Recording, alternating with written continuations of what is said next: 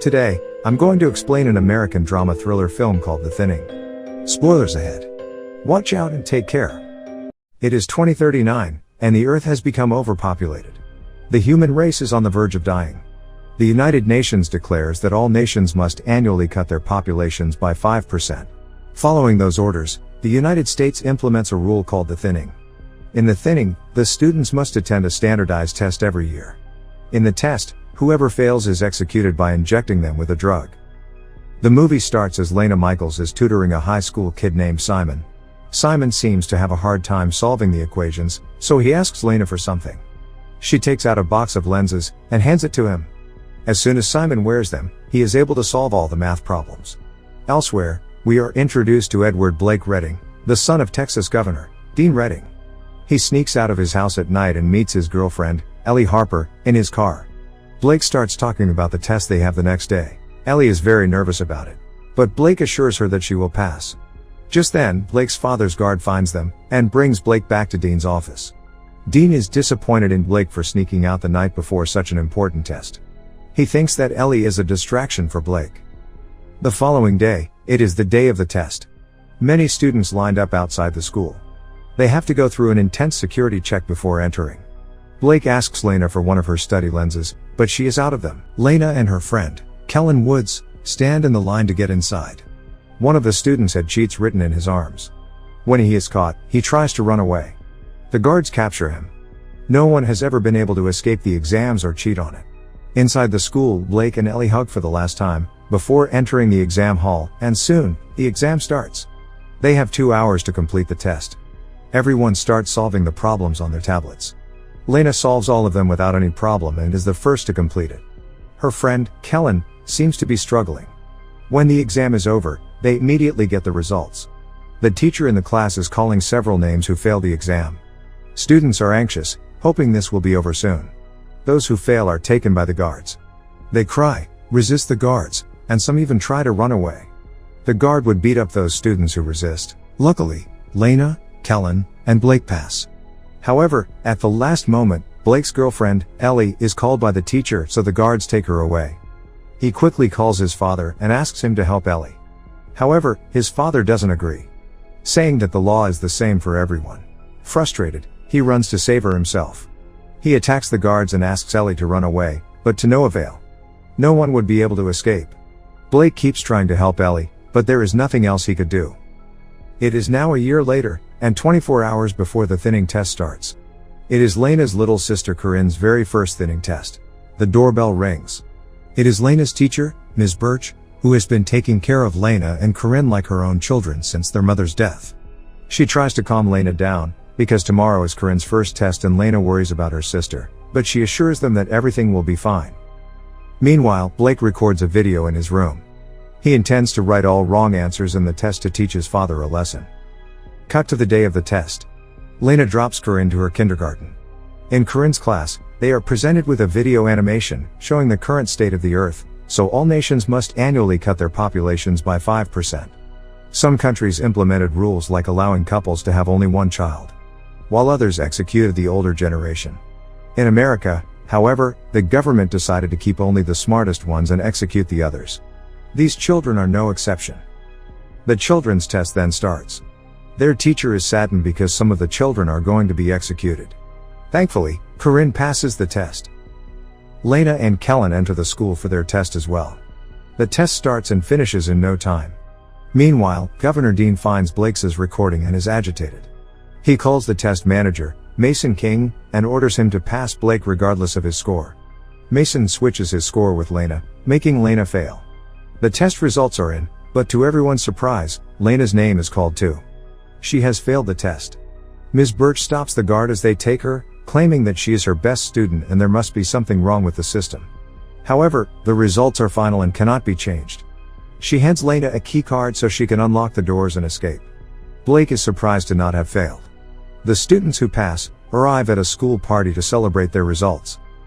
Elsewhere, Dean is giving a speech as the governor, to declare his presidency for the President of the United States. He boasts about their education system. As a result of their system, they manage to be the best in education among 196 countries. The crime rate is decreasing by 26%. Blake listens to his father's speech while at the party, then sneaks out of it. He sneaks into the hallway and beats one of the guards. He then goes into the control room. Meanwhile, Lena and the students who have failed are taken into a room and put against a wall. They are forced to remove all of their clothing for decontamination. Then, Lena and the others are taken to a room where the guards are about to execute them by lethal injection. Suddenly, Blake cuts the electricity off, making the whole school go dark. Taking this chance, the students who are about to be executed free themselves and try to run away.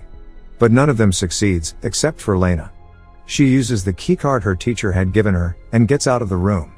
Soon after, Mason comes to the room and asks for a head count. They find out that Lena is missing, and start looking for her. Blake finds Lena and helps her fighting one of the guards. While talking, they realize that something was done to Blake and Lena's results. They both enter into a vent and hide. They follow the network cables to go to the server room where they can look at the results through the computer. Meanwhile, the school is still in complete lockdown due to the power failure. The news gets outside and is being broadcasted all over the state. The parents outside are getting concerned.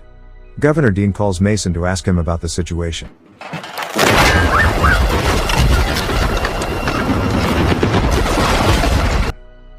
Meanwhile, the vents below Blake breaks, making him fall into the swimming pool below. Lena jumps after him. She brings him out of the water, but he is not breathing. Lena gives him CPR and somehow manages to save him. Blake and Lena change to some clothes they find in the pool's lockers.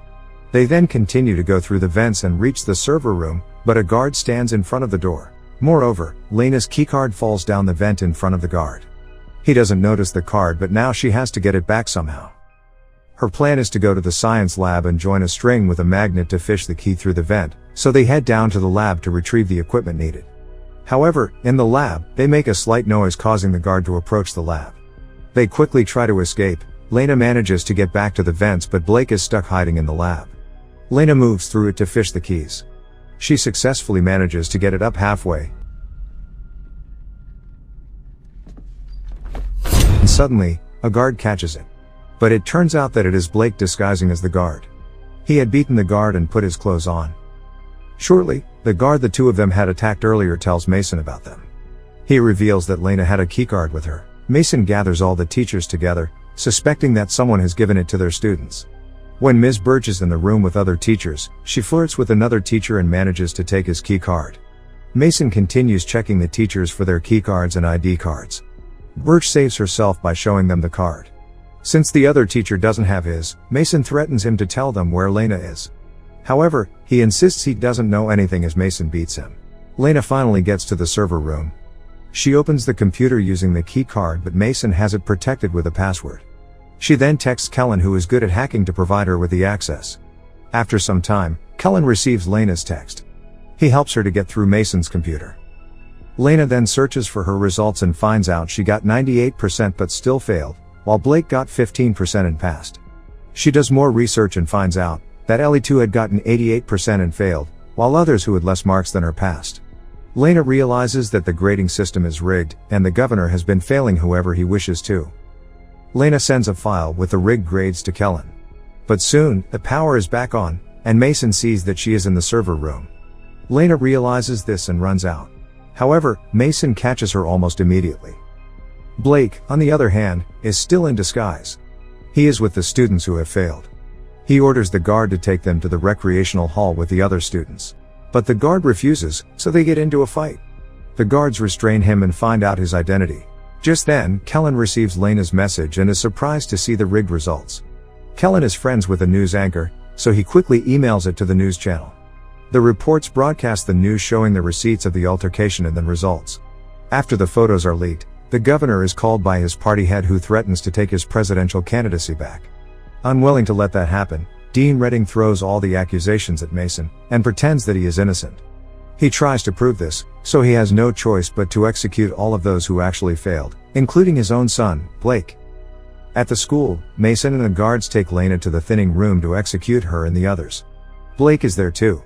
Mason calls Dean to ask him if they should proceed to execute the students. But Dean tells him to stop. He wants the students who have actually failed to be executed, including his own son. The guards free Lena and other students who have actually passed the test. Lena kisses Blake, but the guards take him and the rest who have failed. They execute them by injecting them with a drug.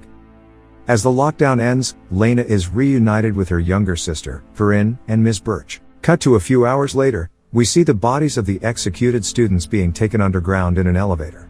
The students start to move, revealing that the drug they were injected to be a sleeping drug. They stop when they reach a factory-like place. It is filled with goods being produced by the tech company Ashuru Global. Many people work in the factory. Just then, Blake is surprised to notice that one of them is actually Ellie, his girlfriend. This indicates that the students who are supposed to be executed are actually brought underground to work as slaves for a multi-million company.